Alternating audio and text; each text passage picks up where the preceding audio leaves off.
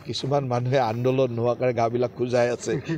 বহুদিন আন্দোলন কৰিব পৰা নাই আন্দোলন নচলে তেওঁলোকৰ দোকান নচলে চান্দাও নুঠে গতিকে অলপ আন্দোলন বিচাৰি আছে এতিয়া কিবা এটা সুৰুঙা পাইছে চাগে ভাবিছে যে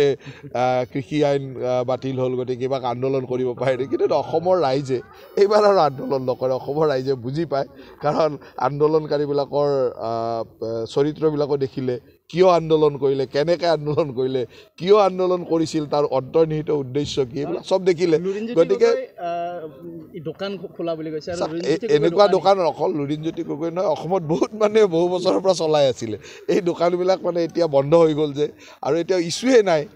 মুখ্যমন্ত্ৰী হিমন্ত বিশ্ব শৰ্মা ডাঙৰীয়াৰ নেতৃত্বত সকলো সমাধানৰ লক্ষ্যলৈকে গৈ আছে গতিকে ইছ্যু নাই গতিকে ভাবিছে আকৌ কিবা কৰি পেলাই পাৰি নেকি এখন দোকান চলাব চেষ্টা এটা চলাইছে কিন্তু মই নাভাবোঁ এইবাৰ অসমৰ ৰাইজে সেই কথাবিলাকক বিশ্বাস কৰিব সংস্কৃতি বন্ধ হ'ব চান্দা সংস্কৃতিটো বন্ধ হোৱাৰ কাৰণে এই অৱস্থা বন্ধ কৰি দিয়াৰ কাৰণে এই অৱস্থা হৈছে তেওঁলোকে হাবাথুৰি খাইছে চান্দাটো বন্ধ হৈ গ'ল কাৰণ চান্দাটো আমি বন্ধ কৰিব কাৰণ তেওঁলোকৰ এই আন্দোলনবিলাক চলে মাত্ৰ চান্দাৰ কাৰণে গতিকে মই নাভাবোঁ যে এই অসমৰ ৰাইজে কাৰণ যোৱা আন্দোলনৰ পৰা কোনোবাই সাংসদ হৈছে কোনোবাই বিধায়কৰ ইলেকশ্যন খেলিছে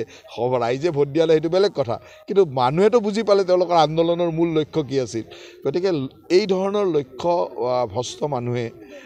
কেতিয়াবা যে ৰাইজক নেতৃত্ব দিব পাৰিব আৰু ৰাইজে সেই নেতৃত্ব মানি ল'ব বুলি মই নাভাবোঁ